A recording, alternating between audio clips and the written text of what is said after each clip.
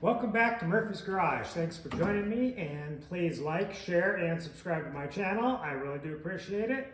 The channel's been growing a little bit, so try to keep some momentum going there. The last 6 videos, Cherokee Chief build, that was not my longest build, but that one was pretty extensive, and it works really well. I really enjoy driving that one. The next build is a whole lot quicker, a whole lot easier, even though I did do an engine change in it. It's a J20 in 1980, which is the last year they had the windshield visor on. We drug this thing home, and my wife fell in love with it because of this. A tailgate. She liked the embossed Jeep emblem and decided she wanted to keep this truck. So what I'm not very good at is doing a build with someone else's parameters in mind. So, well, here's where we'll get started. Going over the truck when we brought it home, it has quite a bit of rust coming down the side, big holes in it, which is pretty typical of these J trucks. It also had some pretty soft floors. I cut the floorboards out and patch paneled those with just some tin, and then repainted accordingly.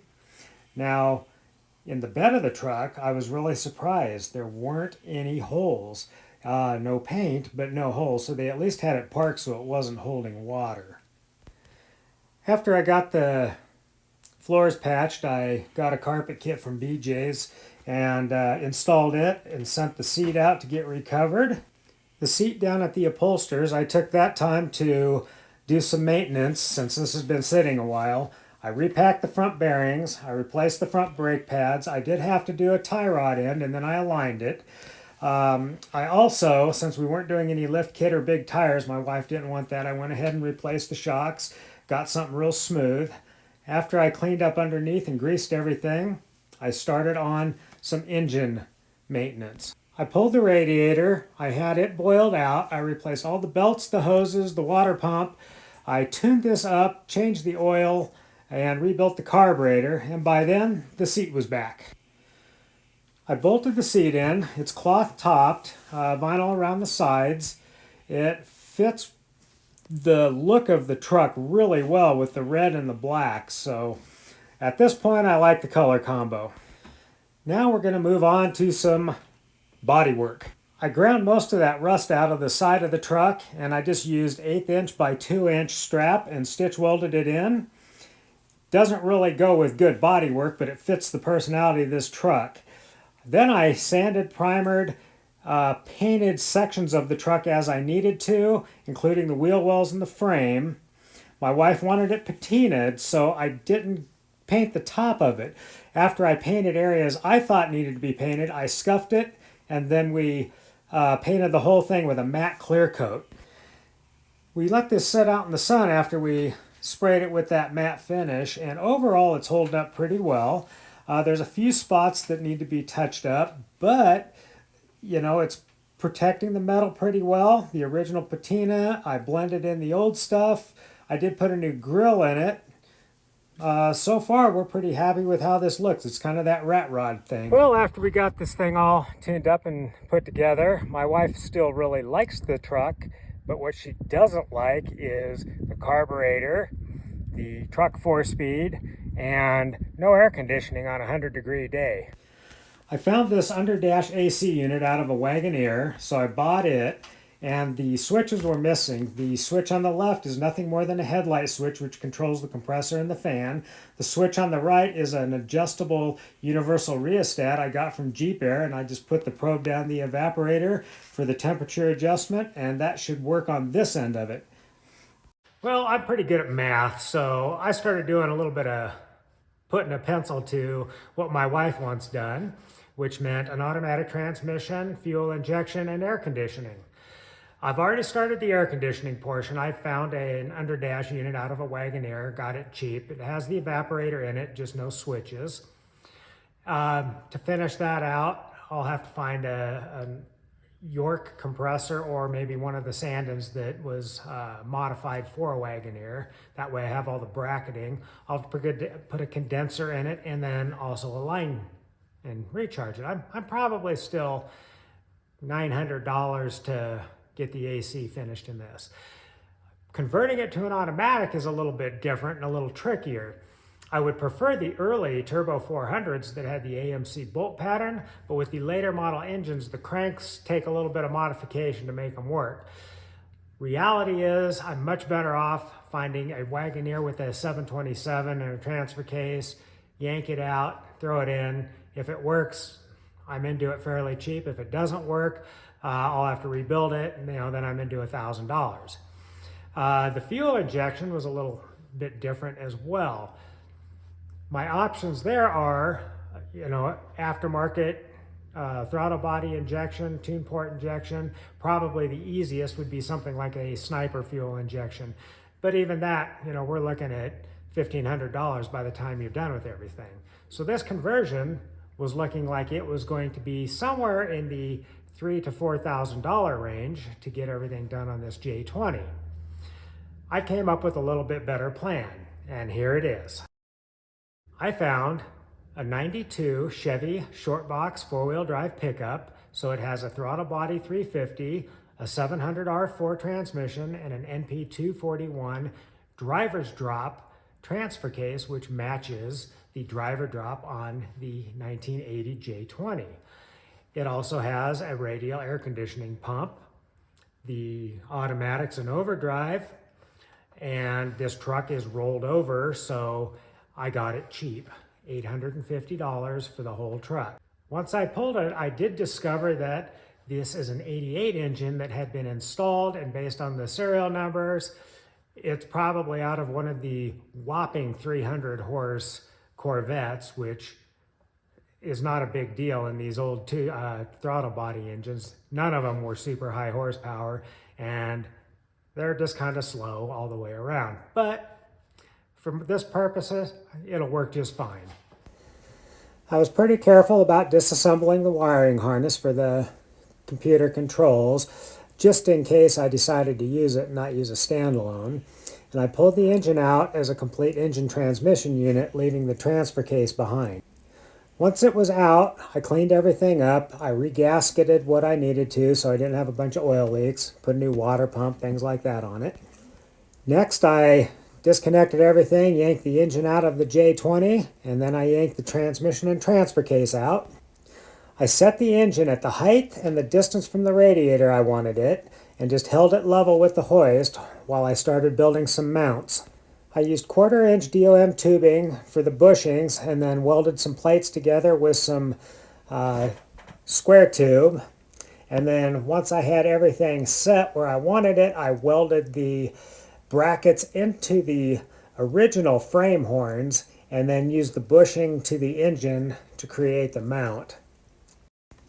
I built a transmission mount using some flat plate and some tabs for the bushing, and then had to adjust the height for the bushing tube with some square tube to the original cross member and welded everything in there. This transfer case was equipped with the strut bolts for the transfer case to the engine mount. Now I built this tab and bushing assembly very, very loose, so all it's really doing is taking a little bit of load off of the transmission. It's really not doing much more than that. I did discover the transfer case on this 241C was pretty loose, so I went ahead and tore it down, rebuilt it, put a new chain, new bearings, new seals in it. Got it all together, of course, got to make it pretty, so I repainted it as well. And then I installed it, knowing that this is the nicest part on the entire Jeep at this point. Once I did get it installed, I discovered something else that was pretty cool. The original shift lever actually works. I only had to adjust the rod a little bit. Now let's get back to the engine side of this and some wiring. Well, I decided I'm well within my budget, and after the last one of these I decided to push the easy button and go with a standalone harness. This one's from Affordable Fuel Injection, and it also comes with a prom chip. As I started installing this standalone harness, I'm also doing the tune-up wires, the throttle cables, some of the cooling hoses, and along with that, some of the chassis wiring that I needed to change along with this engine conversion. One part of the wiring I always do, and you've seen this on the last build, is converting this fire starting amp gauge to a volt gauge. And this is just a quick review because you can see how it was done on the Cherokee Chief. But you pull the amp gauge out of the cluster, you tear the voltmeter out of its housing, you egg shape the cluster mount so that it fits, you install the voltmeter gauge, making sure the sweep's still clear, put the faceplate back on, flip it over, wire the gauge just with a 12 volt positive and a negative. I also installed a check engine light into one of the empty sockets, and as you can see in this photo, the speedometer is different. That's because the NP241 does not have a speedometer drive, it is electronic. It was far easier to just cut this out and install a GPS speedometer and call it good. Once the cluster was back in, you could see it fits right in. It doesn't stand out too bad. I did want to point out this retro stereo I put in. It is not an old stereo. It is a new stereo. You can plug your iPod into it or anything else. It just looks old. Now let's get back to the stuff that we need to make this truck run. I installed a Walbro fuel injection fuel pump for TBI engine. It puts out just enough pressure without going overboard, and they're pretty reliable. The other thing I needed was a return line. Now these Jeeps had a 1/4 inch return line, which wasn't enough volume to accommodate this fuel system. So I actually teed the return line into a second 1/4 inch line, which goes to a vent tube onto the top of the tank. Since I'm a little bit overboard on making sure stuff stays cool, the radiator in this truck did have a transmission cooler, which I used, but then I also ran it through a heatsink 2-pass cooler just to be on the safe side. I did have to swap the neck positions left and left on the radiator to accommodate the Chevy since it's opposite of a Jeep. I also added a fan shroud, and then I also plumbed in my AC lines to the evaporator and condenser. Next, it was off to the exhaust shop. I had them run a crossover pipe and then stub it back close to the cab. I had the rest of the exhaust and mufflers to finish this off, and this is basically just shotgun duals, which means dual exhaust coming out the one side like a shotgun would be. I ordered a pair of drive shafts from Adams Drive Shafts. Didn't need to go overboard with these. They're just 1310s, and got those installed. Alright, well there's one more thing I decided to do, and that was swap out that bench seat with these buckets. That bench seat was just way too bouncy, had no support. And as luck would have it, 4-Wheel Parts had a COVID special when all that hit. Buy the seats for $150 a piece, and they covered the tax and the shipping. So I ordered a set and installed them. Before we go test driving this around, as most of you know, I do lean to the off-road entities, but this particular field trip, we're going to the Demolition Derby. I helped pit crew for number 27 here. This is Andrew's car, and it was a lot of fun. It's a little bit different than off-roading, but who doesn't like to smash cars, right? So this particular race is a circle track. Now you can see Andrew just got hit pretty hard there, but you can also see that right rear wheel is about ready to come off, and it literally did come off. He broke the spindle and then just started pulling the car around in front wheel drive. Other cars were hitting him, pushing him into other stuff, but he certainly wasn't going to give up just because he was missing a wheel.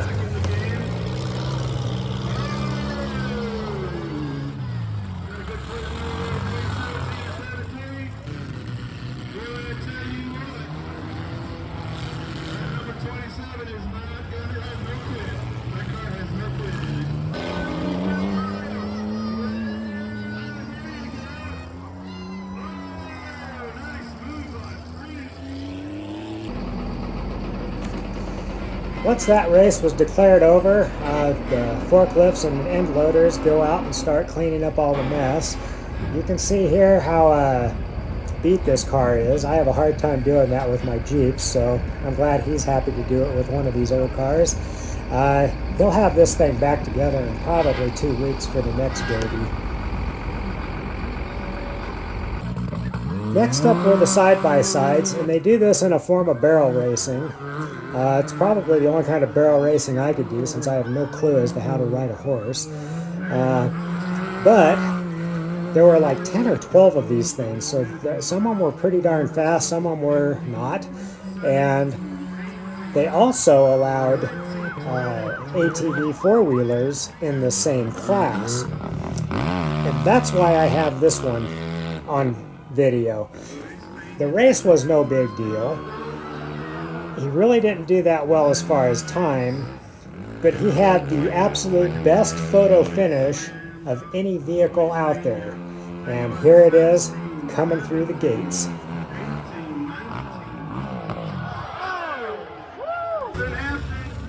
Now we were up for the main event, which is the full-size cars running V8s. They're also rear-wheel drive. They took the barricades out, so this is not a circle track type demolition. This is an all-out demolition derby. Last man still running wins the race. Then there's also a fan favorite based on applause for who smashes the best. One of these cars even had a full float 14-bolt rear end in it, which I think was the only one out there that didn't have a bent axle by the time this derby was over. These cars are a lot heavier than the smaller class. They take a lot harder hits. They have a lot more power. They also overheat a lot faster when they start smashing radiators and things like that. And you'll be able to see a couple of these here. Yeah, there's one that's starting to puff some smoke. The other part that's real interesting is hitting the wall. Also want to point out, you see that stick that is up above the driver's A-pillar. Once a driver is knocked out of the race and he breaks that stick, then he's off limits to be hit. So at that point, if you break your stick, you just stay in your car until the race is over and you don't have to worry about getting a surprise hit by someone. Now you can see some of that steam coming out of the radiator. There's a lot of haze by the time you get to this point in the race. And he's blowing steam out the bottom there. And he just took a pretty good hit into the wall. You'll see that stick, he'll break it here pretty quick. But anyway, let's get back to driving this J truck. Well, as it turns out, this truck is a whole bunch of fun to drive. Sitting here in the air conditioning, first of all. But I think what makes it more fun to drive is it sits on small tires with 410 gears and a Dana 60, so you don't have to worry about braking it. It's geared low enough that it'll do burnouts. This 700R4 transmission has a 3.3 to 1 first gear, so it whole shot's pretty good. Even though this engine isn't a super high horsepower deal, it's spunky enough, it gets right with the program. Gotta hold the camera in place.